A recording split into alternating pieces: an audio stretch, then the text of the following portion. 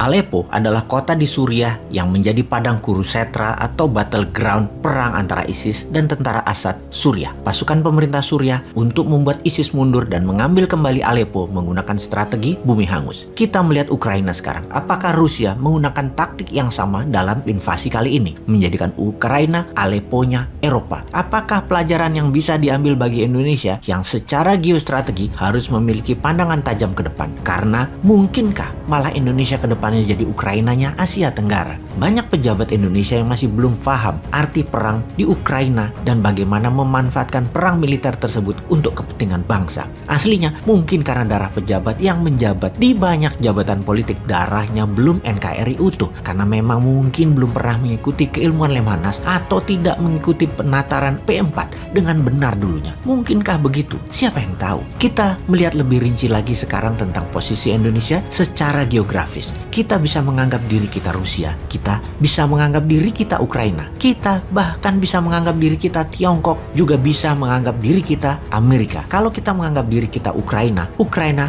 merasa secara negara sejarah mereka lebih tua daripada Moskow, di mana Kiev berdiri dan besar di abad 14-15 awalnya. Waktu itu Moskow belum ada. Peradaban dan sejarah Ukraina lebih melihat diri mereka ke arah barat yang lebih dewasa, lebih matang ketimbang ke arah Rusia yang lebih muda. Karena itu dalam pemerintahan Zelensky, menengok ke barat, ke arah NATO, merasa lebih pas daripada menengok ke timur, ke arah Rusia. Apalagi Zelensky berdarah minoritas sebagai warga Ukraina. Di sisi Rusia, investasi Rusia, perusahaan-perusahaan besar oligark Rusia masuk sejak 20 tahun terakhir untuk membangun usaha di sana dan membuat ketergantungan Ukraina terhadap Rusia membesar. Jalur gas Rusia ke Eropa Barat 70% melalui tanah Ukraina. 80% perusahaan oil and gas Ukraina bermitra dengan Rusia. Industri pertahanan Ukraina adalah kerjasama dengan Rusia. Semua ini Rusia pasang adalah untuk Ukraina selalu menjadi buffer country, benteng terdepan Rusia terhadap ekspansi NATO. NATO itu ibarat tentara Belandanya VOC. VOC dagang dengan perlindungan dan kekejaman militer tentara Belanda ke daerah koloni. Dimajukan tentaranya dulu, baru dicaplok ekonominya. Itulah strategi NATO sama dengan VOC. Buktinya Eropa Timur ex-Soviet sudah 12 negara dicaplok NATO. Dalam 15 tahun terakhir hanya tersisa 2 negara yaitu Belarusia dan Ukraina untuk Rusia bisa pegang. Belarusia sudah aman di genggaman Rusia. Ukraina di zaman Yanukovych aman, namun sejak 2014 mulai gerah Rusia terhadap Ukraina. Puncaknya Presiden Zelensky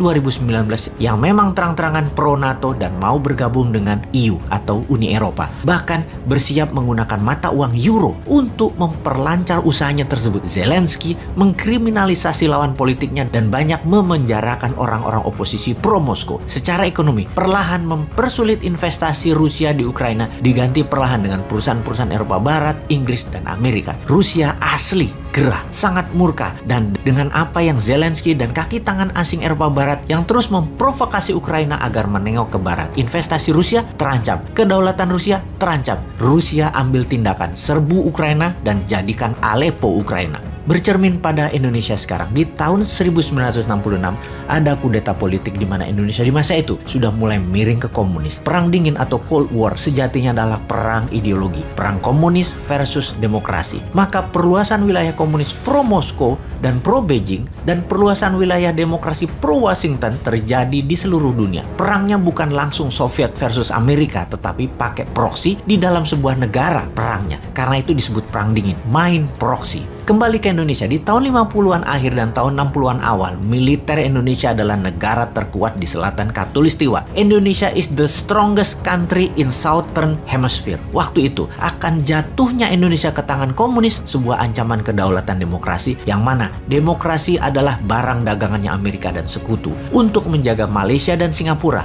aman di tangan Inggris. Bahkan New Zealand dan Australia aman dipegang Inggris. Filipina aman dipegang Amerika. Waktu itu, Indonesia, Amerika tidak pegang, Inggris nggak bisa pegang. Sementara PKI sudah merasuk di sekitar istana. Di sekeliling presiden seumur hidup, Pak Karno. PKI sejak tahun 50-an menguasai aset-aset nasionalisasi perusahaan milik Belanda sebagai cikal bakal BUMN di Indonesia. Finansial organisasi komunis ini cukup makmur sehingga berani meminta izin ke Bung Karno untuk membangun angkatan kelima alias petani diminta boleh pegang senjata. Maka di dalam negeri Indonesia waktu itu terjadi pergumulan hebat antara partai berbasis agama dan gerakan massa berbasis agama dengan gerakan ideologi komunis yang dekat dengan lingkar istana. Puncaknya PKI bergerak mengkudeta dan inilah masa yang ditunggu Amerika tentunya. Gunakan kekuatan angkatan darat menghantam PKI. Kita tak perlu lanjutkan, sisanya sejarah di mana di bawah Pak Harto dan militer kendali dipegang selama 32 tahun. Indonesia menjadi di bawah kendali Amerika juga. Karena jarak yang jauh saja dari Amerika maka Indonesia tidak diinvasi oleh Amerika. Kalau Indonesia itu kayak Meksiko aja, wis jadi Ukraina Indonesia di tahun 1966 itu.